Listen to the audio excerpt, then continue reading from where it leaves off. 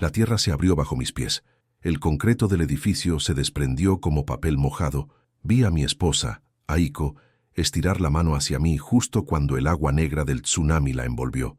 Sus dedos a solo centímetros de los míos, pero fue como si un abismo infinito nos separara.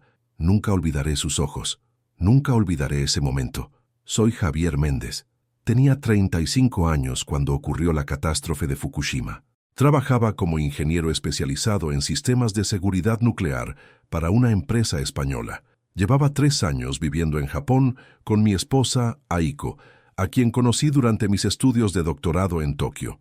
Habíamos decidido establecernos cerca de Fukushima porque me habían contratado como consultor externo para la planta nuclear. Como pueden ver, este parche en mi ojo derecho no es una elección de estilo. Es el recordatorio constante de lo que perdí ese día. Pero la historia que voy a contarles comienza mucho antes del momento en que perdí mi ojo. Es una historia de supervivencia, de decisiones imposibles y de cómo en cuestión de minutos la vida que conoces puede desaparecer completamente. Déjenme llevarles al comienzo. Era el 11 de marzo de 2011, un viernes.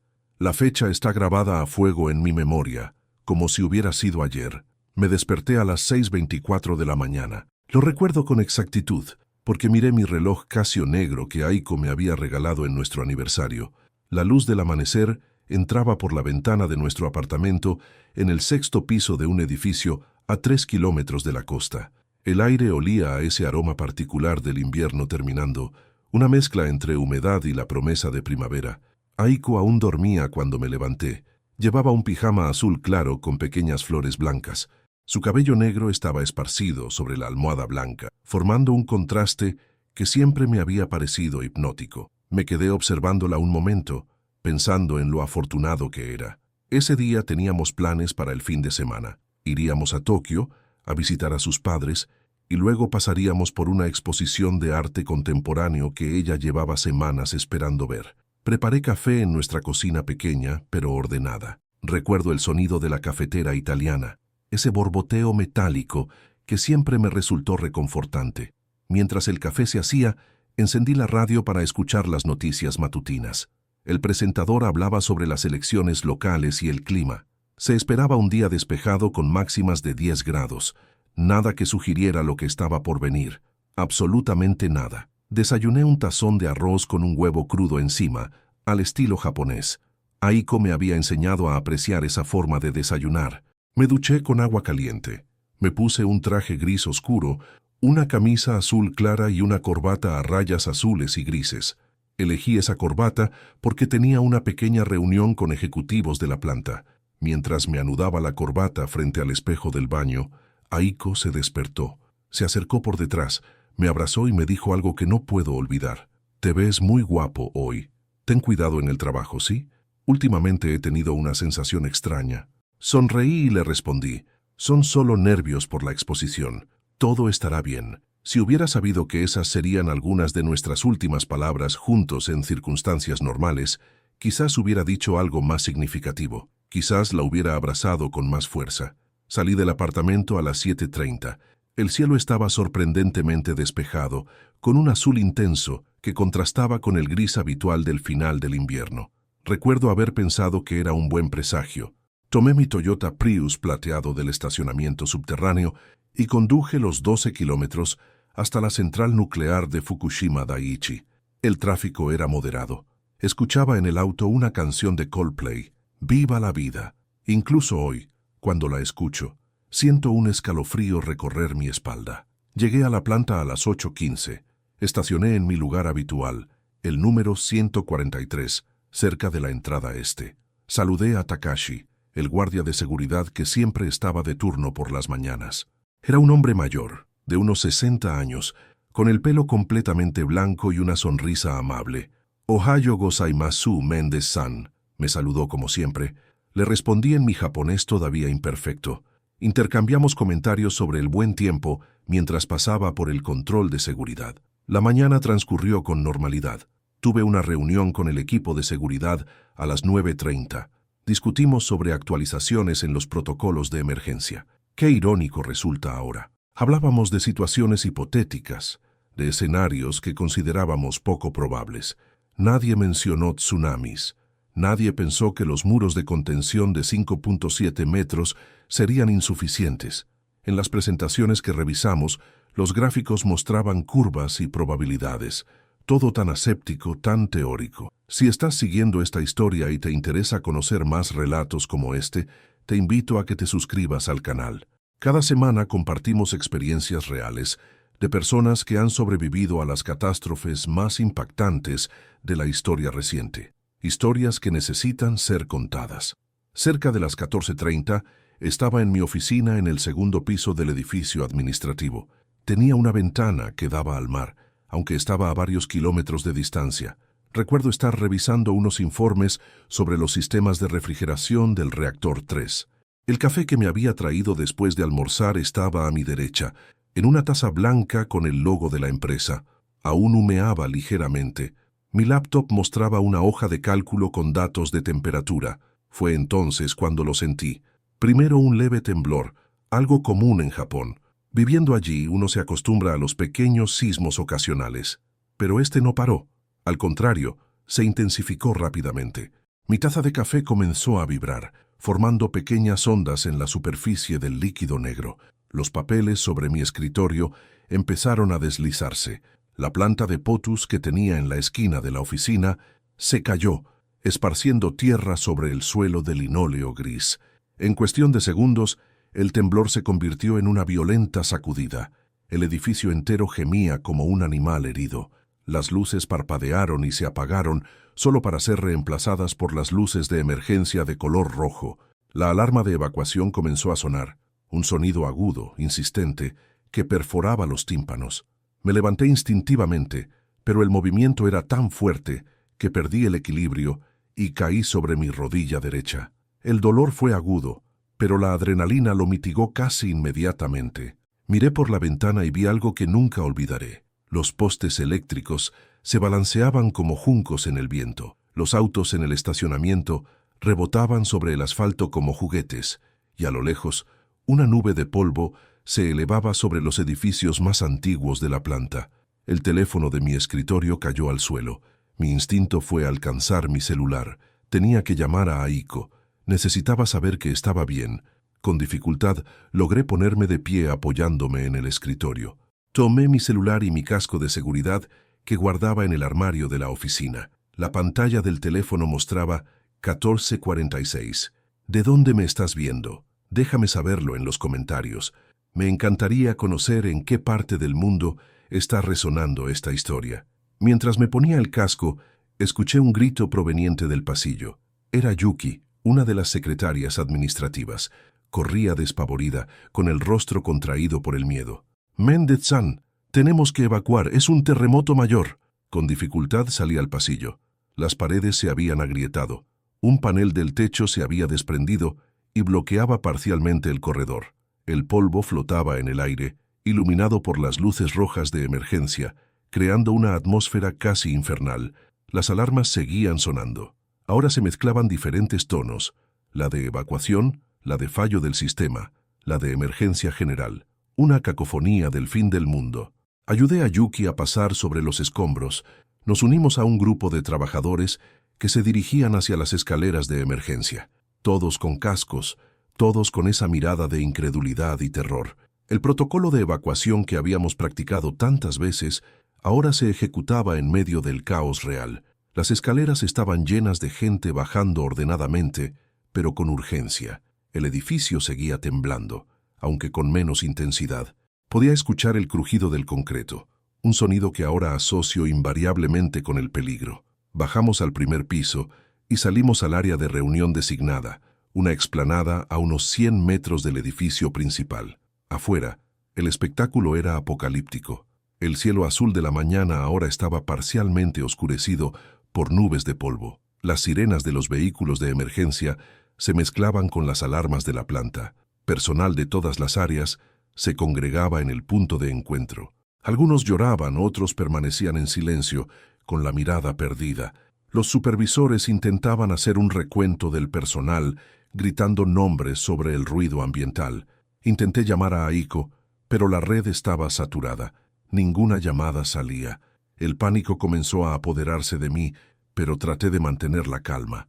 Es solo un terremoto, pensé. Japón está preparado para esto. Los edificios son antisísmicos.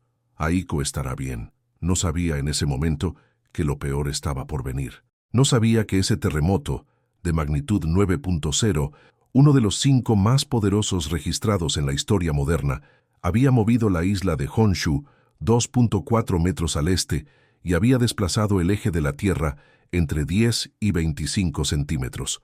No sabía que había generado un tsunami que se dirigía hacia nosotros a una velocidad de 700 km/h.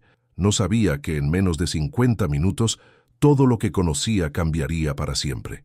Pasaron unos 15 minutos después del terremoto. Las réplicas continuaban, aunque con menor intensidad. Seguía intentando contactar a Aiko sin éxito. La desesperación crecía dentro de mí como una marea oscura. Fue entonces cuando escuché a alguien gritar algo sobre una alerta de tsunami. Miré hacia donde señalaban. Las pantallas de emergencia que normalmente mostraban información de seguridad ahora parpadeaban con un mensaje en rojo. Alerta de tsunami. Evacuación inmediata a zonas altas. Akira Tanaka, mi supervisor directo, se acercó corriendo. Tenía un corte en la frente que sangraba profusamente, tiñendo de rojo la mitad de su rostro. Sus gafas estaban rotas, con el cristal derecho completamente ausente. «Méndez, tenemos que subir a los vehículos. Ya vienen los autobuses de evacuación», me gritó agarrándome del brazo con fuerza. Su voz temblaba, pero mantenía la compostura propia de un supervisor japonés. «No puedo irme. Mi esposa está en nuestro apartamento. Tengo que encontrarla», le respondí intentando liberarme de su agarre. «No hay tiempo. El tsunami llegará en minutos. Si quieres tener alguna posibilidad de volver a verla, tienes que sobrevivir primero». Tenía razón y una parte de mí lo sabía, pero otra parte, la más primitiva, la que responde al amor y al miedo, quería correr hacia el apartamento, hacia Aiko. En ese momento, un rugido distante captó nuestra atención. Al principio pensé que era otra réplica, pero el sonido era diferente, más profundo, más constante, como miles de trenes aproximándose simultáneamente. Todos nos quedamos inmóviles por un segundo, paralizados por ese sonido que ningún ser humano debería reconocer instintivamente, pero que todos tememos desde lo más profundo de nuestro ser. Un trabajador que había subido a un punto elevado comenzó a gritar y señalar hacia el horizonte. Giré la cabeza y lo vi. Una pared de agua negra que se alzaba sobre los edificios costeros. Debía tener al menos 15 metros de altura. No era como las olas de las películas. No era azul ni cristalina. Era una masa oscura, marrón negruzca, que arrastraba escombros, vehículos y estructuras enteras como si fueran juguetes en una bañera. «¡Corran, corran a los autobuses!».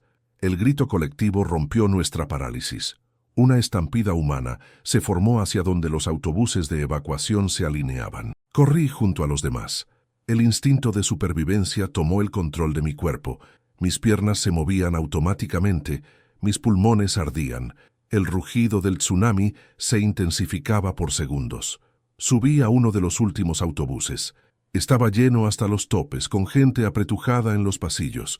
El conductor, un hombre mayor con manos temblorosas, arrancó el vehículo tan pronto como las puertas se cerraron. A través de la ventana trasera, vi cómo el agua engullía los primeros edificios de la planta. Era como ver el fin del mundo en tiempo real. El autobús avanzaba por la carretera principal, ascendiendo hacia las colinas. Íbamos a una velocidad peligrosa. El vehículo se balanceaba en cada curva, pero nadie protestaba. Todos mirábamos hacia atrás, viendo cómo el tsunami devoraba todo a su paso. Si eres de los que valoran estas historias reales que pocos se atreven a contar, te invito a suscribirte al canal. Tu apoyo nos permite seguir documentando estos testimonios que de otra forma se perderían en el tiempo. De repente, un crujido ensordecedor a nuestra izquierda captó mi atención. Una línea eléctrica se había derrumbado y un poste caía directamente hacia nuestra trayectoria. El conductor giró bruscamente para evitarlo, pero perdió el control. El autobús derrapó, golpeó una barrera de contención y quedó balanceándose precariamente en el borde de un terraplén. Durante un segundo eterno, el autobús pareció suspendido entre la salvación y el abismo. Luego, lenta pero inexorablemente, comenzó a volcarse hacia el lado del barranco. Los gritos de terror llenaron el interior mientras caíamos. Recuerdo haberme aferrado al asiento con todas mis fuerzas. Recuerdo el rostro de la mujer a mi lado, contraído en un grito silencioso. El impacto fue brutal. El autobús rodó ladera abajo, dando al menos 3 vueltas completas. Los cristales estallaron. Los cuerpos se golpeaban unos contra otros. Sentí un dolor agudo en mi costado derecho. Después, supe que me había fracturado 3 costillas. Luego oscuridad. No sé cuánto tiempo permanecí inconsciente. Cuando desperté, estaba colgando de mi asiento, sujetado solo por el cinturón de seguridad. El autobús había quedado de lado. A mi alrededor, gemidos y llantos. Algunos pasajeros no se movían. Otros intentaban liberarse de sus asientos. Olía a combustible, a metal caliente, a sangre. Intenté orientarme. Mi cabeza palpitaba y algo caliente y viscoso corría por mi rostro. Era sangre, mi sangre. Con dificultad, liberé el cinturón y caí sobre lo que ahora era el suelo del autobús, la ventana lateral. El cristal roto se clavó en mis manos, pero apenas lo sentí. A través de lo que antes era el parabrisas, ahora completamente destrozado, podía ver que habíamos caído a una zona boscosa. Los árboles habían amortiguado nuestra caída, evitando que rodáramos hasta el fondo del barranco, y eso nos había salvado de otro peligro, el agua. A lo lejos podía ver cómo el tsunami avanzaba inundando las zonas bajas, pero sin llegar hasta donde estábamos. «Hay que salir. El autobús puede explotar», gritó alguien cerca de mí. Era una mujer joven, una técnica de laboratorio cuyo nombre no recuerdo. Tenía un corte profundo en el brazo, pero parecía ser la más lúcida de todos nosotros. Comenzamos a evacuar el autobús. Los que podíamos movernos ayudábamos a los heridos. Rompimos lo que quedaba de las ventanas para crear salidas. El conductor había muerto. Un trozo de metal le había atravesado el pecho. Su cuerpo quedó atrapado en la cabina, con los ojos abiertos mirando al vacío. Fue la primera vez que vi la muerte tan de cerca. Salí por una ventana trasera, cortándome el hombro con un cristal. El dolor era punzante, pero la adrenalina seguía amortiguando las sensaciones. Una vez fuera, me arrastré hasta un árbol cercano. Me apoyé contra él y por primera vez pude evaluar mis heridas. Tenía cortes por todas partes. Mi traje estaba destrozado, manchado de sangre y tierra. La corbata que con tanto cuidado había elegido esa mañana ahora colgaba desgarrada de mi cuello. Mientras los supervivientes nos reagrupábamos, escuchamos un ruido ensordecedor proveniente de la dirección de la planta. Miramos hacia allá y vimos algo que nunca olvidaré. Una explosión masiva en uno de los edificios del reactor. Una columna de humo y escombros se elevaba hacia el cielo. El tsunami había alcanzado los sistemas de refrigeración. Comenzaba el desastre nuclear. «¡Dios mío, el reactor!», exclamó alguien a mi lado. Era Takashi Ito, un ingeniero nuclear con quien había trabajado en varios proyectos. Su rostro estaba pálido, con una expresión de absoluto horror. «¿Qué significa eso?», preguntó una mujer mayor que sostenía un pañuelo ensangrentado contra su frente. «Significa que estamos en grave peligro», respondió Takashi. «Si el núcleo se sobrecalienta y se produce una fusión, la radiación se dispersará por toda la región». Ese fue el momento en que me di cuenta de que no solo luchábamos contra el agua y los escombros. Un enemigo invisible, la radiación, se sumaba a nuestras amenazas. Y yo solo podía pensar en Aiko, en nuestro apartamento, a solo 3 kilómetros de la costa. ¿Habría conseguido evacuar? ¿Estaría atrapada? ¿Seguiría con vida? Me levanté, ignorando el dolor. «Tengo que encontrar a mi esposa», dije, más para mí mismo que para los demás. Takashi me miró como si estuviera loco. «¿Estás demente? No puedes volver allá. El tsunami ha arrasado con todo y ahora hay una fuga radiactiva. Es un suicidio. No me importa. No la dejaré sola». Mi voz sonaba extraña, determinada, como si perteneciera a otra persona. «Si estás viendo esto, no olvides dejar un comentario diciéndome desde qué ciudad estás siguiendo mi historia. Me ayuda a saber que estas experiencias resuenan en personas de todo el mundo». En ese momento, otro superviviente gritó señalando hacia el bosque. Un grupo de rescatistas se acercaba. Llevaban trajes protectores y máscaras. Se movían con cautela entre los árboles, ayudando a otros supervivientes que habían conseguido escapar del tsunami.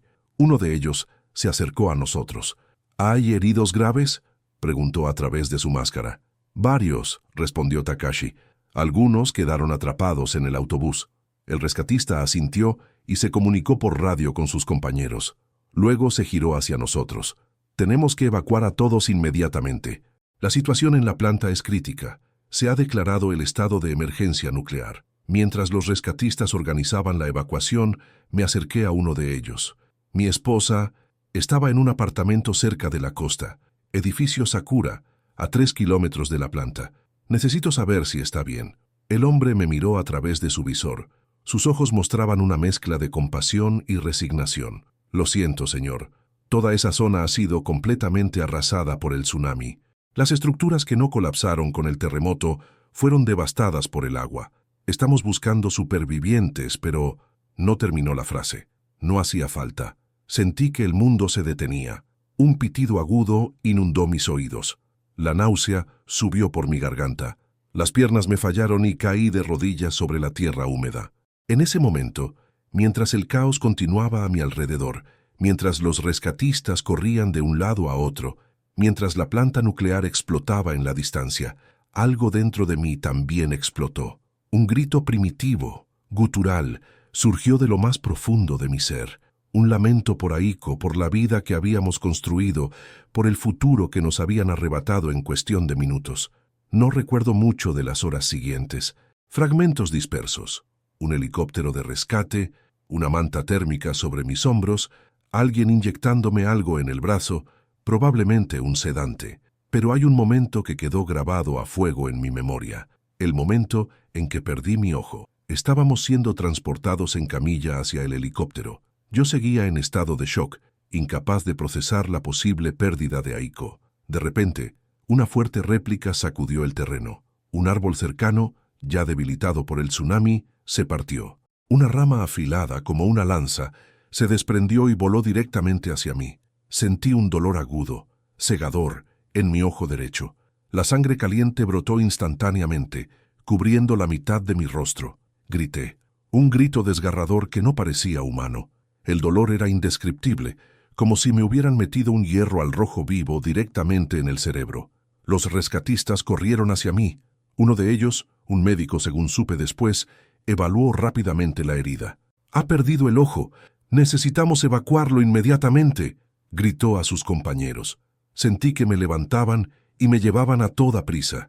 La sangre seguía manando de donde antes estaba mi ojo. El dolor pulsante se extendía por toda mi cabeza. Mi último pensamiento antes de perder el conocimiento fue para Aiko. Pensé que quizás estaba muriendo y que tal vez así podría reunirme con ella donde quiera que estuviera. Lo que no sabía entonces es que no moriría ese día, que me esperaba una larga recuperación, un dolor constante y una búsqueda desesperada entre los escombros de lo que había sido nuestra vida juntos. No sabía que lo peor aún estaba por venir. Desperté 3 días después en un hospital de Sendai. La sensación de desorientación era abrumadora. El lado derecho de mi rostro estaba completamente vendado. Un dolor sordo pulsaba bajo las vendas, como un recordatorio constante de lo que había perdido. Intenté moverme, pero descubrí que tenía un brazo inmovilizado y varios tubos conectados a mis venas. Una enfermera notó que había despertado y se acercó rápidamente. Llevaba una mascarilla quirúrgica y guantes. Sus ojos mostraban una mezcla de compasión y cansancio extremo. «Yokata, está despierto», dijo en japonés. «¿Cómo se siente?» «Aiko», fue lo único que pude murmurar. Mi garganta estaba tan seca que las palabras rasguñaban al salir. «¿Mi esposa?» La enfermera bajó la mirada. «Lo siento, no tenemos información sobre su esposa. Han llegado muchos heridos y desaparecidos. Los equipos de rescate siguen buscando». Intenté sentarme, pero el dolor me atravesó como un relámpago. La enfermera me sujetó suavemente por los hombros. «Por favor, no se mueva. Ha perdido su ojo derecho y tiene 3 costillas fracturadas, además de múltiples laceraciones y un traumatismo craneal. Necesita descansar». «¿Qué pasó con la planta nuclear?», pregunté recordando las explosiones que había visto. «Ha habido varias explosiones en los reactores. La situación es complicada. Hemos sido evacuados de la zona de exclusión de 20 kilómetros. Este hospital está recibiendo heridos y posibles casos de exposición a la radiación». Miré alrededor de la sala. Estaba en una habitación grande, con al menos 20 camas más, todas ocupadas. Algunos pacientes dormían, otros gemían de dolor. El personal médico corría de un lado a otro, claramente desbordado por la situación. En una esquina, una televisión mostraba imágenes de helicópteros arrojando agua sobre los reactores dañados. «Necesito encontrar a mi esposa», insistí, intentando nuevamente incorporarme. La enfermera me detuvo con firmeza. «Señor Méndez, entiendo su preocupación, pero en su estado actual no puede hacer nada. Los equipos de búsqueda están trabajando. Le prometo que apenas tengamos información sobre ella, se la comunicaremos». Me dejó un vaso de agua y se marchó a atender otros pacientes. Me quedé mirando el techo, sintiendo cómo el pánico y la impotencia crecían dentro de mí. La idea de que Aiko pudiera estar atrapada, herida o peor, era insoportable. El agotamiento, sin embargo, pudo más que mi desesperación y volví a sumirme en un sueño inquieto. Los días siguientes fueron una nebulosa de dolor, medicación y noticias cada vez más aterradoras sobre la situación en Fukushima. Me enteré de que 3 reactores habían sufrido fusión nuclear, que la radiación se había liberado a la atmósfera, que miles de personas habían muerto por el tsunami y muchos miles más permanecían desaparecidas. Si estás siguiendo mi historia, te agradezco sinceramente. Compartir estas experiencias no es fácil, pero ayuda a mantener viva la memoria de lo ocurrido. Si puedes, suscríbete al canal para apoyar este proyecto que da voz a los sobrevivientes. El 5.º día en el hospital, mientras un médico cambiaba el vendaje de mi ojo, o mejor dicho, de la cavidad vacía que había quedado, me explicó lo que había sucedido. La rama le perforó directamente el globo ocular. Cuando lo trajeron, intentamos salvar el ojo, pero el daño era demasiado extenso. Tuvimos que realizar una enucleación de emergencia para prevenir una infección que podría haberse extendido al cerebro. Miré mi reflejo en un pequeño espejo que me ofreció. Por primera vez, vi lo que quedaba de mi rostro. Una profunda cicatriz rojiza se extendía desde mi ceja derecha hasta la mitad de mi mejilla, atravesando el párpado cerrado y hundido. Parecía el rostro de un extraño, de alguien que había vivido 1000 vidas de sufrimiento. «Cuando cicatrice completamente», continuó el médico, «podremos considerar la posibilidad de un ojo protésico, pero eso llevará tiempo». No me importaba mi apariencia, solo podía pensar en Aiko. Cada día preguntaba por ella. Cada día recibía la misma respuesta. No había noticias. Una semana después de mi ingreso, cuando ya podía caminar por los pasillos del hospital apoyado en un bastón, conocí a Kenji Nakamura, un voluntario que coordinaba las listas de desaparecidos y supervivientes. Era un hombre mayor de unos 70 años, con el pelo blanco y la espalda ligeramente encorvada. A pesar de su edad, trabajaba incansablemente. «Señor Méndez», me dijo después de revisar sus listas, «su esposa, Aiko Méndez, no figura entre los supervivientes identificados hasta ahora. Sin embargo, tampoco aparece en la lista de fallecidos confirmados. Está en la categoría de desaparecidos». «¿Qué significa eso exactamente?», pregunté, aunque temía la respuesta. Kenji me miró con ojos cansados pero amables. «Significa que no ha sido encontrada, ni viva ni muerta. Hay muchas personas en esa situación. El tsunami arrasó estructuras enteras, llevándose a mucha gente mar adentro. Otros quedaron atrapados bajo los escombros. Los equipos siguen buscando, pero la zona cercana a la planta es ahora inaccesible debido a la radiación». Un nudo se formó en mi garganta. Nuestro apartamento estaba dentro de esa zona de exclusión. Si Aiko no había logrado evacuar a tiempo, ¿hay alguna manera de que pueda unirme a los equipos de búsqueda?, pregunté. Kenji negó con la cabeza.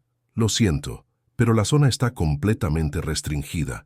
Solo personal especializado con equipo de protección puede entrar, y por periodos muy limitados debido a la radiación. Además, en su estado actual», dejó la frase sin terminar, pero su mirada hacia mi ojo vendado lo decía todo. Me senté en una silla cercana, sintiendo que el poco aire que me quedaba en los pulmones se escapaba. ¿Qué puedo hacer entonces? No puedo simplemente esperar. Hay un centro de reunificación en Sendai, donde muchos supervivientes buscan a sus seres queridos. Quizás podría ir allí cuando le den el alta. A veces llegan personas que fueron evacuadas a diferentes lugares, sin forma de comunicarse. Me aferré a esa pequeña esperanza, como un náufrago a una tabla. Tan pronto como los médicos me autorizaron a salir del hospital, me dirigí a ese centro. Era un antiguo gimnasio escolar. ahora convertido en un bullicioso punto de encuentro donde reinaban el caos y la desesperación. Cientos de personas deambulaban entre tablones de anuncios cubiertos de fotos y mensajes manuscritos. Algunos lloraban abrazados al encontrar a sus seres queridos. Otros vagaban con miradas vacías, como fantasmas. Coloqué la foto de Aiko en uno de los tablones. Era una imagen tomada el verano anterior, durante un viaje a Kioto. Sonreía a la cámara, con su cabello negro recogido en un moño informal, y llevaba un vestido amarillo que contrastaba con el verde de los jardines del templo al fondo. Escribí nuestros nombres y datos de contacto con manos temblorosas. Durante las siguientes 3 semanas viví prácticamente en ese centro. Dormía en un rincón, sobre una colchoneta que alguien me había cedido. Comía lo que los voluntarios repartían. Mi rutina consistía en revisar constantemente las nuevas listas de supervivientes, hablar con recién llegados, mostrar la foto de Aiko a todo el mundo. Una tarde, mientras revisaba por enésima vez las listas actualizadas, una mujer mayor se detuvo frente a la foto de Aiko. La observó durante varios segundos y luego se giró hacia mí. ¿Es su esposa?, preguntó en un japonés pausado. Me abalancé hacia ella. Sí, es Aiko. ¿La ha visto? ¿Sabe algo de ella? La mujer, que se presentó como Yoshiko Tanaka, me contó que había estado en un refugio temporal en Minamisoma, a unos 25 kilómetros de Fukushima. Había una mujer muy parecida a ella. Llevaba un vestido azul con pequeñas flores blancas. Estaba herida en la pierna. Mi corazón dio un vuelco. Aiko llevaba ese pijama la mañana del tsunami. ¿Está segura? ¿Cuándo la vio? ¿Dónde está ahora? Fue hace unos días, pero no estoy completamente segura de que fuera ella. Y el refugio fue evacuado debido a los niveles de radiación. Nos dispersaron a diferentes localidades. No sé dónde la llevaron. A pesar de lo vaga que era la información, fue suficiente para darme nuevas fuerzas. Al día siguiente, con los pocos ahorros que me quedaban, alquilé un coche y me dirigí a Minamisoma. La ciudad estaba prácticamente desierta. Solo quedaban equipos de limpieza y algunos militares que mantenían el perímetro de seguridad. Me informaron que todos los refugios habían sido efectivamente evacuados y que los registros se habían transferido a la sede central en Tokio. Comentarios como los tuyos son lo que mantiene vivo este canal. Si valoras estas historias reales, considera suscribirte y activar las notificaciones. Tu apoyo significa mucho. Durante los 2 meses siguientes, recorrí incansablemente cada hospital, cada centro de evacuados, cada lista de supervivientes. Mostré la foto de Aiko a cientos de personas. Llamé a cada número de teléfono que pude conseguir. Publiqué su imagen en todos los foros y redes de búsqueda de desaparecidos. Fue en uno de esos hospitales donde me encontré con Takashi Ito, el ingeniero que había estado conmigo durante la evacuación. Había perdido un brazo debido a las heridas del accidente del autobús, pero por lo demás se estaba recuperando bien. Méndez-san me saludó con una reverencia cuando me vio. Me alegra verlo con vida. Nos sentamos en la cafetería del hospital. Takashi me contó que la situación en la planta seguía siendo crítica. Los reactores aún no estaban completamente estabilizados. Los niveles de radiación en la zona cercana eran peligrosamente altos. ¿Ha sabido algo de su esposa?, me preguntó finalmente. Negué con la cabeza. Hay alguien que cree haberla visto en un refugio, pero no he podido confirmar nada. Takashi guardó silencio un momento. Luego, con voz suave, dijo algo que me heló la sangre. Méndez-san, sé que es duro, pero necesita considerar la posibilidad de que Aiko-san no haya sobrevivido. La tasa de mortalidad en la zona costera, cercana a la planta, fue muy alta. No, respondí secamente. No hasta que encuentre su cuerpo. No abandonaré la búsqueda. Takashi asintió, respetando mi determinación. Entonces, permítame ayudarle. Tengo contactos en la compañía, personas que tienen acceso a información sobre las zonas evacuadas. Con la ayuda de Takashi, obtuve mapas detallados de las áreas afectadas, incluida la zona donde estaba nuestro apartamento.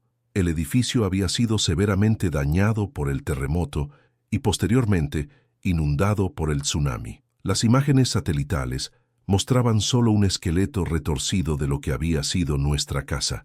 También conseguimos acceso a los registros de los primeros equipos de rescate que habían entrado en la zona antes de que se declarara el perímetro de exclusión por radiación. Revisamos meticulosamente cada entrada, cada nombre, cada descripción de supervivientes o cuerpos recuperados. Fue mientras examinábamos esos registros cuando encontramos algo. Una entrada breve, casi pasada por alto. Mujer, aproximada 30 años, encontrada inconsciente pero con vida en el tercer piso del edificio Sakura, trasladada al hospital de campaña en Koriyama, estado crítico. El edificio Sakura, nuestro edificio. La esperanza explotó dentro de mí como un fuego abrasador. «Tiene que ser ella», exclamé. «Tenemos que ir a Koriyama inmediatamente». Takashi intentó templar mi entusiasmo. «Mendek-san, esto fue registrado hace más de 2 meses, y no hay nombre, solo una descripción general. Además, dice, estado crítico». No escuché sus advertencias. Ya estaba de pie, recogiendo mis pocas pertenencias, listo para partir hacia Koriyama. Takashi, viendo que no podría disuadirme, suspiró y se ofreció a acompañarme. El viaje hasta Koriyama fue tenso.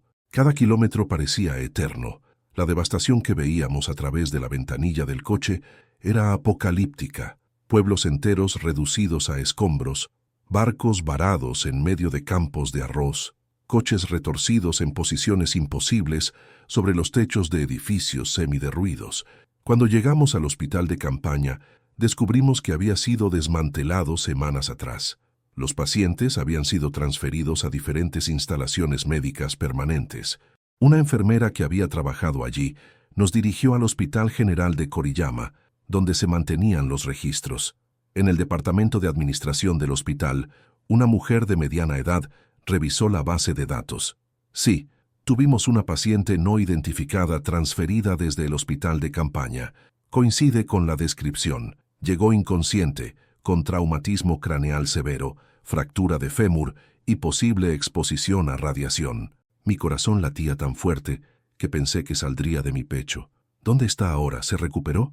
La mujer continuó revisando los registros. Fue transferida a la unidad de cuidados intensivos. Luego se detuvo, frunciendo el ceño mientras leía algo en la pantalla.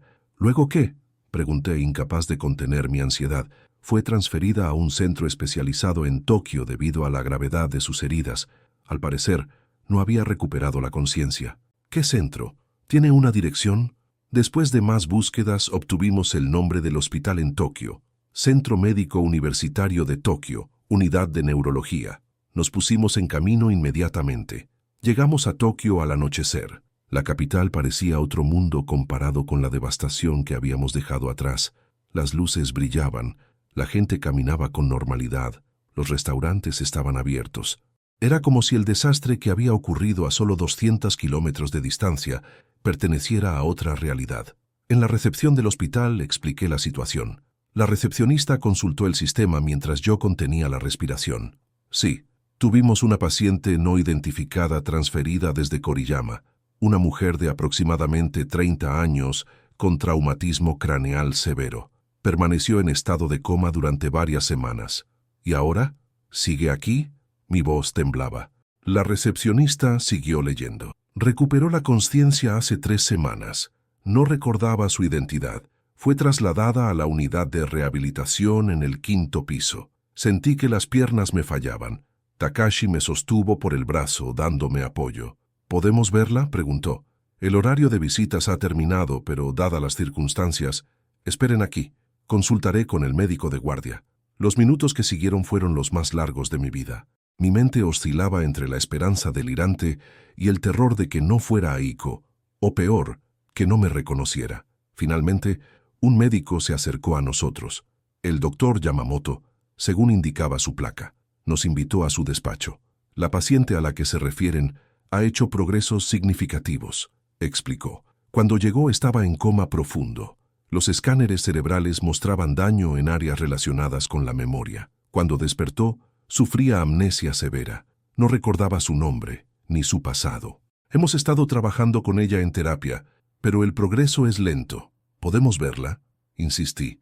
El doctor Yamamoto me miró con intensidad, evaluando mi estado. Mi apariencia no era la mejor. Delgado, con el parche en el ojo, cicatrices visibles, el rostro demacrado por meses de búsqueda desesperada. Debo advertirle que puede no reconocerle, y si no es la persona que busca, esto podría ser traumático para ambos. Entiendo los riesgos, pero he recorrido medio Japón buscándola. No puedo detenerme ahora. El médico asintió. En ese caso, síganme. Pero por favor intenten mantener la calma, independientemente de lo que ocurra. Seguimos al doctor Yamamoto por pasillos asépticos hasta llegar a una zona de rehabilitación. A través de una ventana vi a una mujer sentada en una silla de ruedas, de espaldas a nosotros, mirando por la ventana hacia las luces nocturnas de Tokio. Llevaba una bata de hospital y tenía el pelo mucho más corto de lo que recordaba, pero incluso así reconocí inmediatamente la curva de su cuello, la forma de sus hombros. Era Aiko, mi Aiko. El médico me colocó una mano en el hombro. ¿La reconoce? Sí, susurré casi sin voz. Es ella, es mi esposa. Prepárese para cualquier reacción, me advirtió. Podría no reconocerlo, o podría tener una respuesta emocional intensa. Su mente está frágil, asentí, incapaz de hablar más.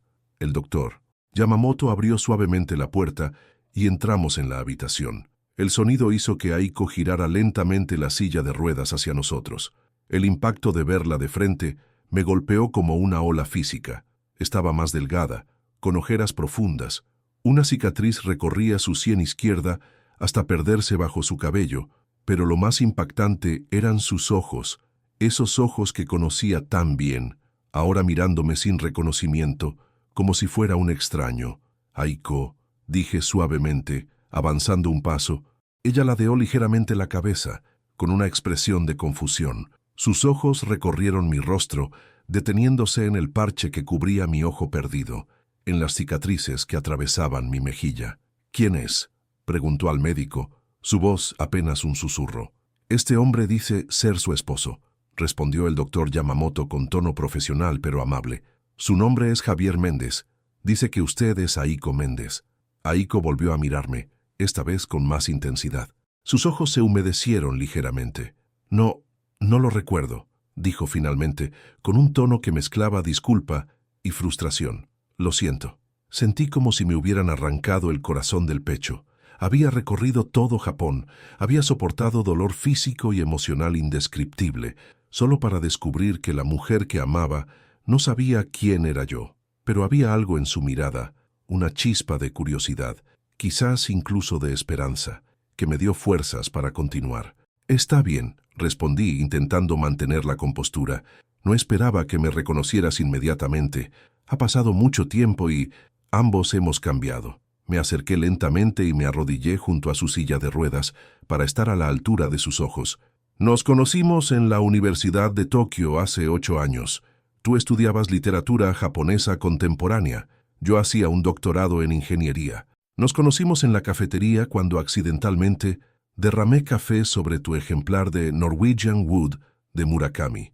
Para compensarte, te invité a cenar. Me llevaste a un pequeño restaurante de ramen cerca del campus. Dijiste que tenían el mejor tonkotsu de Tokio.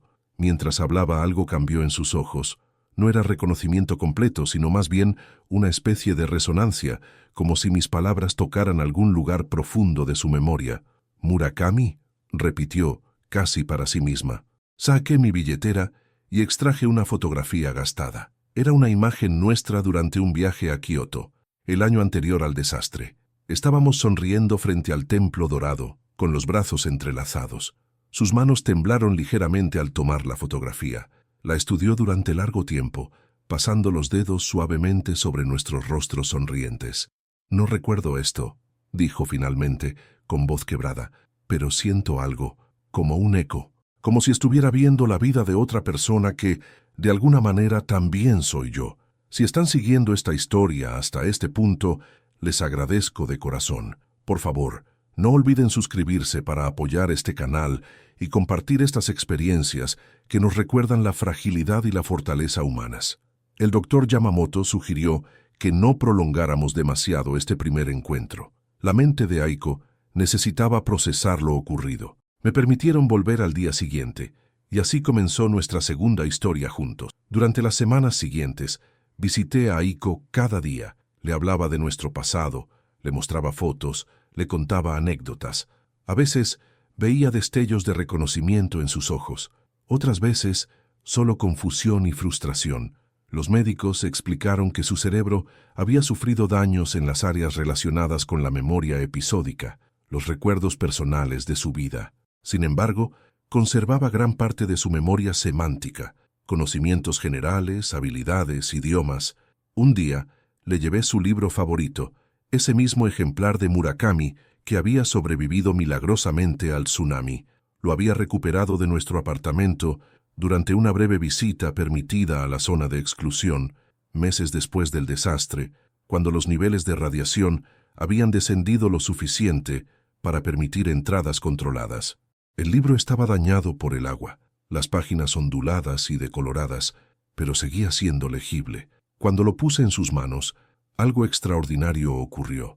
Aiko pasó los dedos por la cubierta, abrió el libro y automáticamente lo llevó a su nariz, inhalando profundamente el olor de las páginas.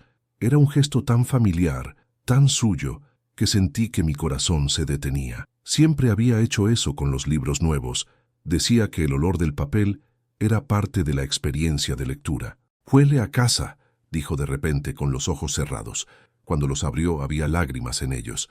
No sé por qué dije eso, pero este libro se siente como parte de mí. Fue el primer rayo de verdadera esperanza. Poco a poco, fragmentos de su memoria comenzaron a emerger. No eran recuerdos completos, sino más bien sensaciones, impresiones, como piezas dispersas de un rompecabezas gigantesco.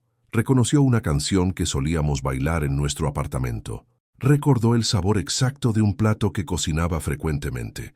Supo, sin que nadie se lo dijera, que no le gustaba el cilantro, que le daba alergia el polvo, que prefería dormir del lado izquierdo de la cama. Los médicos explicaron que la memoria funciona en capas complejas e interconectadas. Algunas partes estaban dañadas, posiblemente para siempre, pero otras permanecían intactas o podían reconstruirse mediante la terapia y la estimulación constante. Mientras tanto, yo también continuaba mi propia recuperación. Me sometí a una cirugía para preparar mi cuenca ocular para una prótesis. El proceso fue largo y doloroso. Había días en que me despertaba gritando, reviviendo el momento en que la rama me atravesó el ojo. Otros días, el dolor fantasma era tan intenso que ni siquiera podía levantarme de la cama. En esos momentos oscuros, era Aiko quien, a pesar de su propia condición, me daba fuerzas. Aunque no recordaba nuestro pasado compartido, estaba construyendo un nuevo vínculo conmigo. Me tomaba de la mano durante las consultas médicas.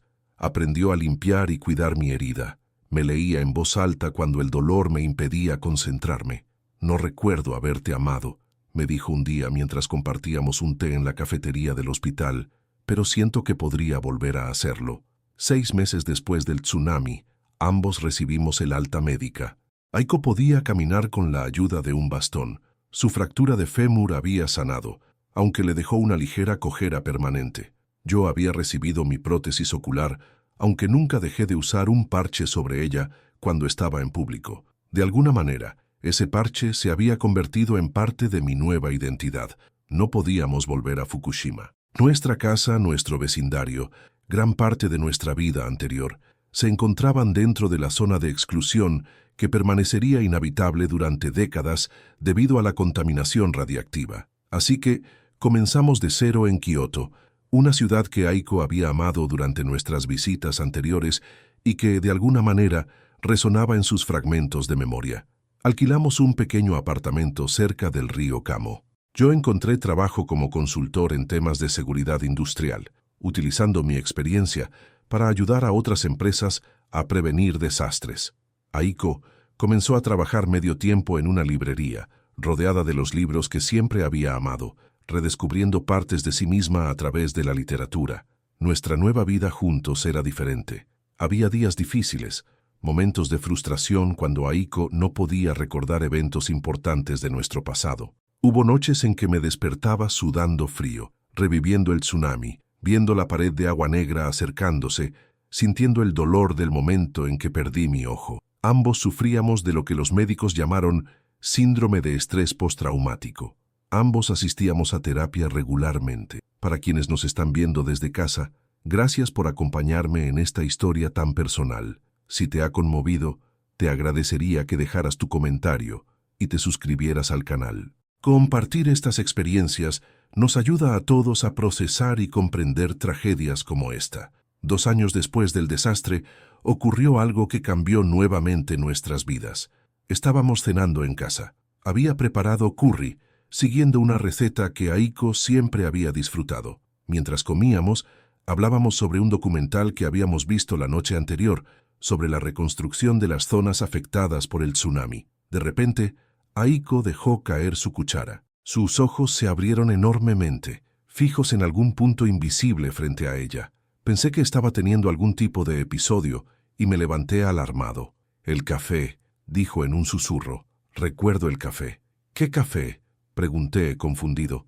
«El que derramaste sobre mi libro. Era un martes por la mañana. Llevabas una camisa a cuadros azules y negros. Te tropezaste con la correa de mi bolso. El café era americano, sin azúcar. Cuando me ofreciste comprarme un nuevo libro, te dije que prefería una cena». Las lágrimas corrían por su rostro, pero sonreía. Una sonrisa radiante, iluminada por el reconocimiento. «Y fuimos a comer ramen», continuó. «El restaurante se llamaba Tanakas. El dueño era un hombre mayor con un lunar en la mejilla izquierda. Pediste tonkotsu ramen con un huevo extra. Yo pedí shoyu ramen. Hablamos hasta que cerraron el local. Cuando me acompañaste a casa, me preguntaste si podías besarme. Te dije que no, que tendrías que esperar hasta la segunda cita». Me quedé inmóvil, incapaz de creer lo que estaba escuchando. Eran detalles exactos, precisos, de nuestro primer encuentro. Detalles que no le había contado porque parecían triviales, pero que de alguna manera habían permanecido intactos en algún rincón de su memoria. «Y en la segunda cita», añadió, con los ojos brillantes, «te besé yo a ti». Fue como si una presa se hubiera roto. Durante las siguientes horas, los recuerdos fluyeron. No todos, no de manera completa, pero sí muchos más de los que habíamos recuperado en 2 años de terapia. Era como si su cerebro hubiera estado reconstruyendo silenciosamente las conexiones todo ese tiempo, y finalmente hubiera encontrado un camino para acceder a esas memorias. Los médicos nos explicaron más tarde que esto podía ocurrir con lesiones cerebrales traumáticas. La memoria no es un archivo estático, sino un proceso dinámico. El cerebro tiene una asombrosa capacidad para crear rutas alternativas, para reconstruirse a sí mismo. Aiko nunca recuperó todos sus recuerdos. Hay periodos enteros de nuestra vida juntos que siguen siendo un vacío para ella, pero recuperó lo suficiente para reconectar con su identidad, para sentir que nuestro pasado compartido era realmente suyo, no solo historias que le contaba sobre otra persona. Hoy, 14 años después del desastre de Fukushima, seguimos viviendo en Kioto. Tenemos una hija de 11 años, Yui, nacida 3 años después del tsunami. Su nombre significa única en japonés, porque para nosotros representa el milagro de la vida que sigue, a pesar de todo. Aiko trabaja ahora como profesora de literatura en una escuela secundaria. Yo dirijo una consultora de seguridad industrial enfocada específicamente en la prevención y gestión de desastres naturales. Usamos nuestra experiencia para ayudar a otros, para intentar que nadie más tenga que pasar por lo que nosotros pasamos. Mi parche en el ojo y las cicatrices en mi rostro, la cojera de Aiko cuando camina, son recordatorios constantes de lo que perdimos, pero también son símbolos de lo que sobrevivió, de lo que reconstruimos. Cada año, el 11 de marzo, realizamos una pequeña ceremonia privada. Encendemos velas por los que no sobrevivieron. Más de 19,000 personas perdieron la vida en el tsunami. Hablamos sobre cómo era nuestra vida antes, para que Yui conozca esa parte de nuestra historia y para que Aiko mantenga vivos los recuerdos que ha recuperado. La zona de exclusión alrededor de la planta nuclear de Fukushima sigue siendo inhabitable. Nuestro antiguo hogar, nuestro vecindario, permanecen como ciudades fantasma, congeladas en el tiempo. La naturaleza ha comenzado a reclamar esos espacios. Plantas crecen a través del concreto agrietado. Animales salvajes deambulan por calles desiertas. Es un recordatorio inquietante de cómo un desastre puede cambiar para siempre un paisaje, una comunidad, una nación entera. Pero también hay señales de esperanza. Gran parte de la región afectada por el tsunami ha sido reconstruida. Nuevas tecnologías y protocolos de seguridad han sido implementados en plantas nucleares de todo el mundo. La tragedia nos enseñó dolorosas lecciones sobre nuestra vulnerabilidad frente a las fuerzas de la naturaleza y sobre nuestra responsabilidad al manejar tecnologías potencialmente peligrosas. Para mí, personalmente, el desastre de Fukushima dividió mi vida en dos. Hay un antes y un después, tan claramente definidos como el horizonte en un día despejado. Perdí mi ojo, perdí mi hogar, casi pierdo a mi esposa, y por un tiempo, casi me pierdo a mí mismo en la desesperación y el dolor. Pero también encontré una fuerza que no sabía que tenía. Descubrí la resistencia del espíritu humano. Aprendí que el amor puede reconstruirse incluso cuando los recuerdos se desvanecen, que podemos comenzar de nuevo, incluso después de perderlo todo. Si hay algo que quisiera que recordaran de mi historia es esto: en nuestros momentos más oscuros, cuando todo parece perdido, existe una luz interior que no puede ser extinguida por ningún tsunami, por ningún desastre nuclear. Esa luz es nuestra humanidad, nuestra capacidad de adaptación, nuestra voluntad de sobrevivir y reconstruir. Mi nombre es Javier Méndez. Sobreviví al tsunami y al desastre nuclear de Fukushima en 2011. Perdí mi ojo derecho, pero gané una nueva perspectiva sobre la vida. Este es mi testimonio. Esta es mi historia. Y si están viendo esto y han experimentado algún tipo de trauma o pérdida en sus vidas, quiero que sepan que no están solos, que hay esperanza incluso en los lugares más oscuros, que la vida, de alguna manera, encuentra siempre un camino para continuar. Gracias por escucharme. Gracias por ser testigos de mi historia. No olviden suscribirse a este canal si quieren escuchar más relatos como este. Historias reales de personas que han enfrentado lo imposible y han sobrevivido para contarlo. Porque estas historias necesitan ser contadas. Porque son un testamento de nuestra fragilidad, pero también de nuestra increíble capacidad de recuperación. Hasta la próxima vez. Desde Kioto, Japón, Javier Méndez, sobreviviente del tsunami de Fukushima, se despide de ustedes.